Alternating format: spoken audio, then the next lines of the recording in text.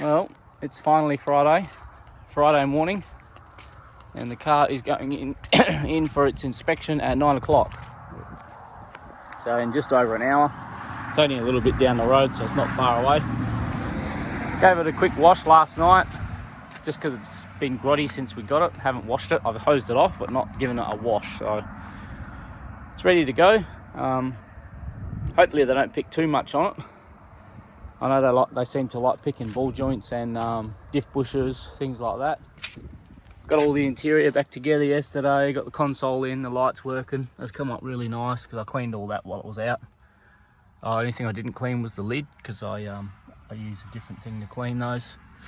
So I've given it a little bit of a tickle, the interior. It's come up really good already, but I'll be cleaning it again, that's for sure. Just so they had something clean to get into. So yeah, I may put those wheels on this morning. I know the indicators in the rear, in the tail lights are shit because they've got amber globes which are in those, but these are all worn out. I bought 2 new ones for the front, but I forgot to get some for the back, so they'll probably pick those, but that's an easy fix. And I know the seat belt on the driver's side is stuffed as well, so there's a few things that I know they're going to pick, but yeah, apart from that, we're just going to have to wait and see. I put the wiper arms back on yesterday and put that one on a bit wrong. It's easy to fix, but I'll worry about that later. I don't think they'll say anything. Even if they do, it's easy to move. All the engine bay's clean, ready to go. Front's all back together. So hopefully they won't pick too much on it and we can get this thing driving again. Well, off we go to the pits. See how we go. Well, there she is. We've given the keys to the man.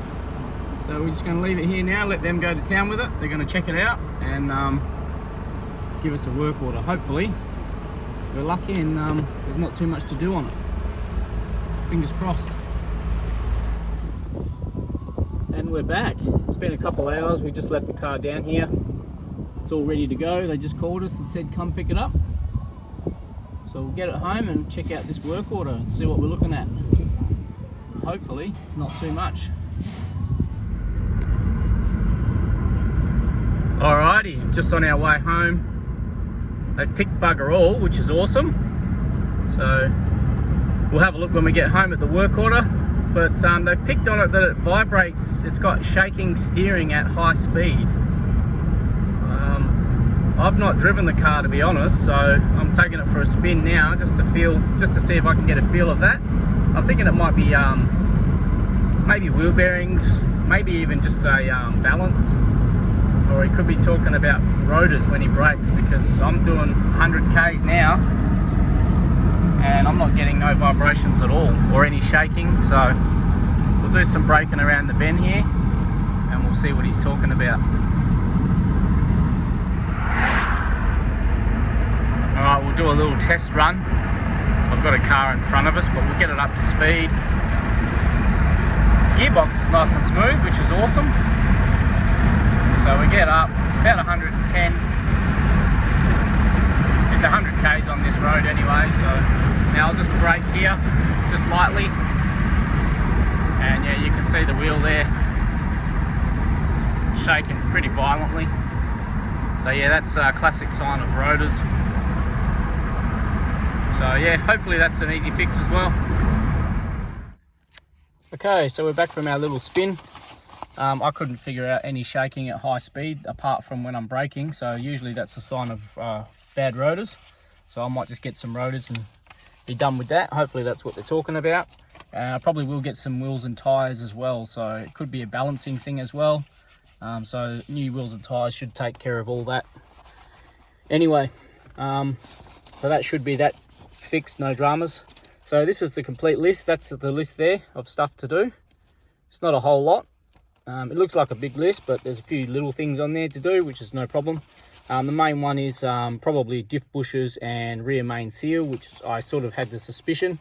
And I've bought a rear main seal for my car about 3 weeks or maybe a month ago, and I've had it in the room. and never put it in. And since I got this car, I've just held off on putting it in my car because I figured this car may need it. So I've got that already, luckily, so I can get in and get that done. I've got a few more days off work, so that might be a job for the next couple of days. But yeah, so the full list we've got at the top: automatic transmission mount, so the gearbox mount that bolts to the cross member underneath. They're really easy to change, and they're only about $40, I think, to change, so I'll get a new one of those. It says driveline differential, final drive, rectifier, rear broken mount. I should have asked him when I was there. I'm not sure if he means the rubber coupling, the donut that's at the back of the gearbox, or if he means the diff bush itself. But I've got another cradle. I've got a whole cradle in the wreck car out the back with nolothane bushes in it. So if it's diff bushes, I'll have a look when I get underneath the car. I'll just swap the whole cradles out, swap the diffs over, and just use the cradle out of that car. So that's no problem. It's got the steering wheel shake, rectify at higher speeds. That's not really doing that, but it could be when you brake. So like I said, I'll sort that out. Engine clean and rectify oil leaks, rear engine, rear lower. So yeah, I'm thinking that's the rear main. And there's also a coolant leak under one of the heater hoses there underneath under the manifold, but I knew that was there because it's been dripping onto the shed floor, but we'll get that when we're underneath the car. It shouldn't be an issue. Power steering lines, it's got a leaky high pressure hose. I've got a new, well, not a new hose, but a hose out the back which I can use to just replace that, so that's no problem. Number plate lights, only one number plate light is working, and they were working the other night because I checked all the lights, but they're just those little T10 wedge globes, and yeah, they're a bit dodgy sometimes. So I've got some new LEDs. I'll put LEDs in there to replace those. There's only one reverse light working. The wipers, which is that arm there, as you can see, it's sticking up, which I knew about. Just got to readjust that. So that's easy. Seat belt, which I knew about. This driver side one is completely stuffed.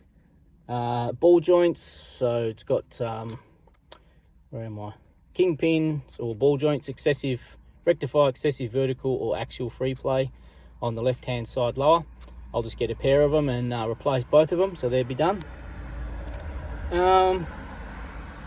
That's pretty much all the major stuff. We've got the handbrake cable needs adjusting.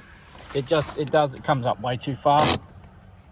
But I was actually going to adjust this last night. I said to the missus, should I just adjust that? But I never did it. But that's an easy fix anyway. I'll worry about that later. And it's just got at the bottom, all the tyres need to be roadworthy. The two back ones aren't legal, which I knew about. And there's chunks of sidewall missing out of the front ones. Oh, both of them actually, but they said the left front one's not good enough. But I think I'm just going to get a whole set of new wheels and tyres anyway. So, because this is a relatively small list, so I'm pretty happy. Few things for me to do. I've got a few more days off. I've got another 6 days off, so I'll be able to get stuck into most of this and get it ready to go back over. So you get 28 days, I think it is, to get the list done before you have to sort of go and redo a first inspection. So this first inspection cost me $187. So that's for your first one. And then when you go back the second time, hopefully you've fixed everything. It works out a little bit cheaper. So I think it's about 120. So yeah, a little bit there to keep me busy. But I'm pretty stoked with the end result. Yeah, most of that's pretty easy stuff to do, really. Not complaining. Happy days.